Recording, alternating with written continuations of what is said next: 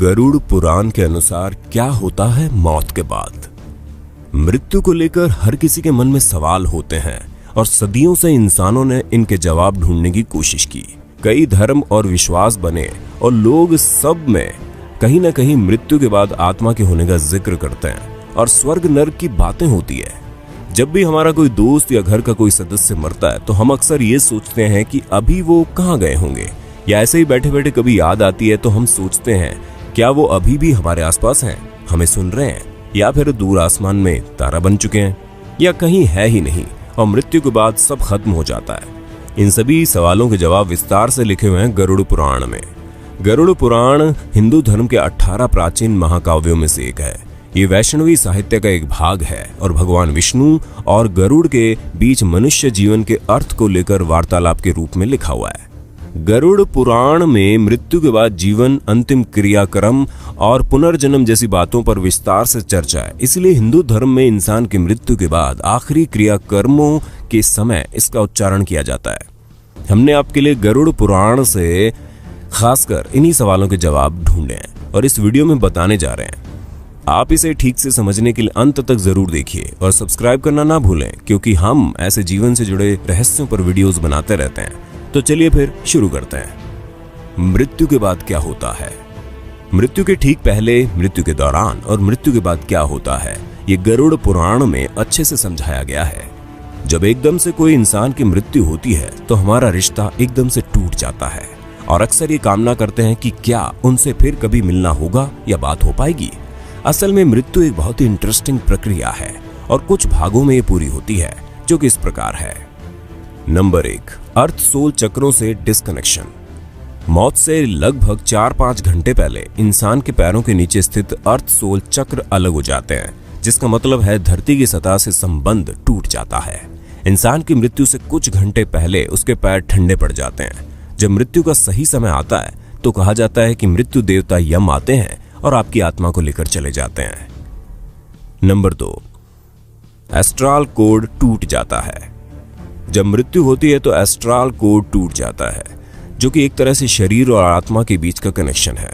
इस कोड के कटने से आत्मा शरीर से मुक्त हो जाती है और शरीर से बाहर और ऊपर निकल जाती है। अगर इतने लंबे समय तक शरीर में बने रहने की वजह से आत्मा को उसे छोड़ने में मुश्किल आती है तो वो छोड़ने से मना करती है। वो शरीर से निकलकर वापस घुस जाती है और इधर उधर गति करती है।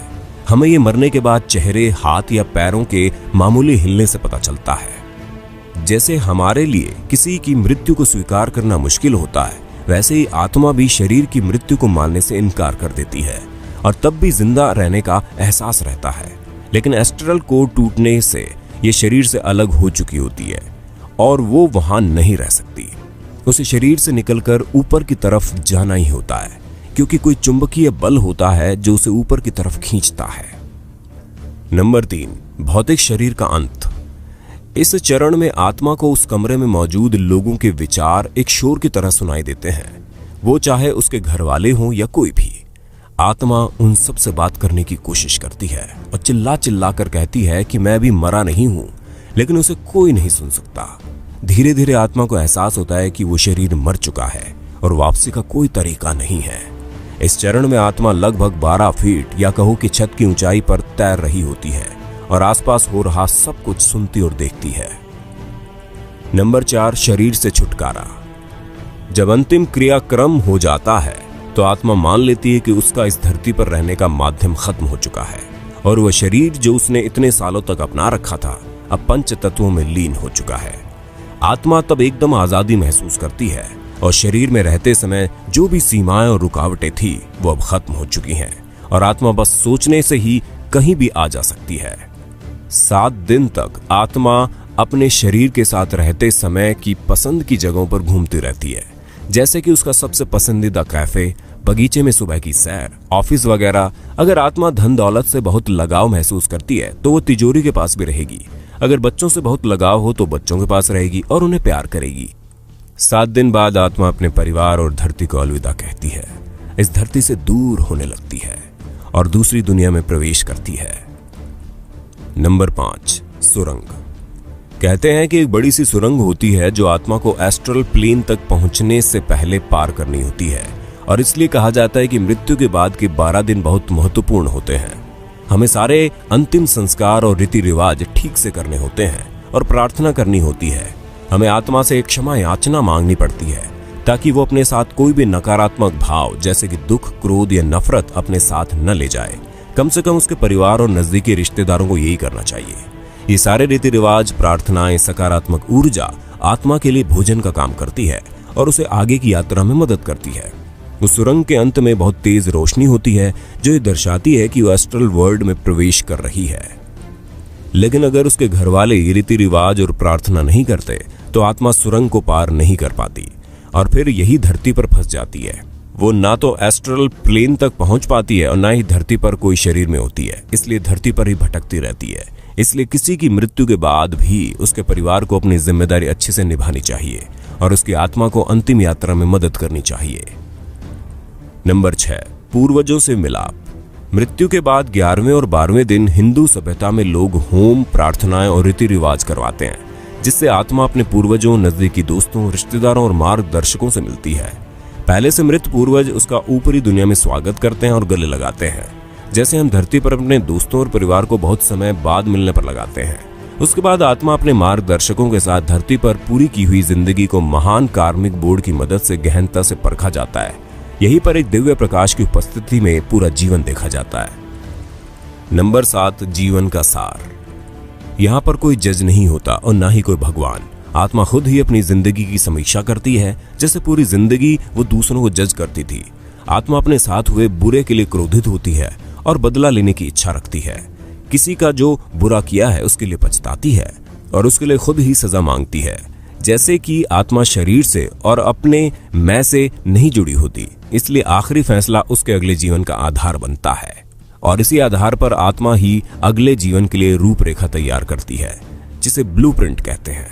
हर घटना और मुसीबतें जो झेलनी होगी और हर चेतावनी जिसका सामना करना होगा इस एग्रीमेंट में लिखी जाती है। यहाँ तक कि आत्मा उम्र, व्यक्तित्व और हालात भी खुद ही चुनती है। उदाहरण के लिए किसी इंसान ने पिछले जीवन में किसी की बेरहमी से हत्या की और मरने के बाद जीवन की समीक्षा करते हुए उसे बहुत पछतावा हुआ और उसकी सजा खुद को देने के लिए आत्मा अगले जीवन में खुद की किसी बीमारी से ग्रस्त होने का दर्द देती है या अन्य कोई भी मुसीबत जिससे उसको अपने किए के लिए सजा मिले। खुद को खुद ही जज करके आत्मा ब्लूप्रिंट बनाती है। जितना ज्यादा पश्चाताप होगा, आत्मा खुद को अगले जन्म में उतनी कठिन सजा देती है। इसलिए कुछ गलत करने पर किसी को माफ करना और किसी से माफी मांगना बहुत जरूरी है और हमें अपने जीवन में इसे अपनाना चाहिए। अपने विचारों और भावों को शुद्ध रखना चाहिए क्योंकि हम उनको मृत्यु के बाद भी लेकर जाते हैं, क्योंकि वो हमारे कार्मिक बोर्ड पर छप जाते हैं। जब अगले जन्म का ब्लूप्रिंट तैयार हो जाता है तो कुछ समय खाली होता है, जिसे कूलिंग पीरियड कहते हैं। नंबर 8, पुनर्जन्म। एग्रीमेंट में हमने जो चुना है हम उसी हिसाब से जन्म लेते हैं। हम खुद ही अपने माता पिता चुनते हैं और माँ के गर्भ में या तो एग फॉर्मेशन के समय या चौथे 5वें महीने में प्रवेश कर जाते हैं, कभी कभी तो जन्म से एकदम पहले भी। ये ब्रह्मांड इसी तरह से डिजाइन किया गया है और हमारे जन्म के स्थान और समय से हमारी कुंडली बनती है, जो कि जिंदगी का ब्लूप्रिंट होती है। कभी कभी हमें लगता है कि हमारी किस्मत खराब है और हमारे ग्रहों में दोष है, लेकिन असल में वो बस आपके ही एग्रीमेंट का हिस्सा है। दोबारा जन्म के बाद अगर 40 दिन तक बच्चे को अपना पिछला जन्म याद रहता है और वो उसे याद करके अकेला होते हुए भी रोता है और हंसता है, उसके बाद पिछले जन्म की सारी याददाश्त चली जाती है और हम जिंदगी ऐसे जीते हैं जैसे हम पहले कभी थे ही नहीं। तो ये है जीवन और मृत्यु का सार, जैसे कि गरुड़ पुराण में लिखा है। अगली बार जब किसी दुख या समस्या के लिए भगवान या किस्मत को दोष दो तो याद रखना ये सब आपने ही चुना है और आपको ये स्वीकार करके उनका हिम्मत से सामना करना चाहिए और अगले जन्म में अच्छा हो सके उसके लिए अच्छे कर्म करें, सबसे प्यार से पेश आए। आपके घर वाले, दोस्त या हर कोई जो भी जीवन में आता है वो बस अपना किरदार निभा रहे हैं उस फिल्म में जो आपने ही लिखी है और डायरेक्ट भी की है। इसलिए हम कभी मरते नहीं हैं, ये सफर चलता रहता है और हम दोबारा मिले, इसके बीच में एक लंबा ब्रेक हो सकता है और कुछ नहीं। दोस्तों, ऐसी अन्य जानकारी के लिए चैनल को जरूर सब्सक्राइब कर ले और बेल आइकॉन जरूर दबा देना। फिर मिलते हैं नई वीडियो में। धन्यवाद।